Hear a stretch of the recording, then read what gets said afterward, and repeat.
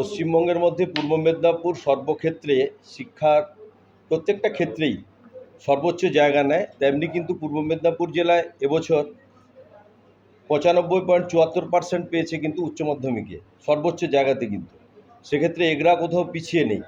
এগরা মহকুমার মধ্যে এগরা পৌরসভার আমরা গর্ববোধ করছি এই কারণে, পৌরসভার দুটি বিদ্যালয়, পুকুরের এপার ওপার, কৃষ্ণসাগরের ওপারে স্বর্ণময়ী বালিকা বিদ্যালয়, এপারে হচ্ছে এগরা ঝাটলাল উচ্চতর বিদ্যালয়, দুটি গর্বের জায়গা।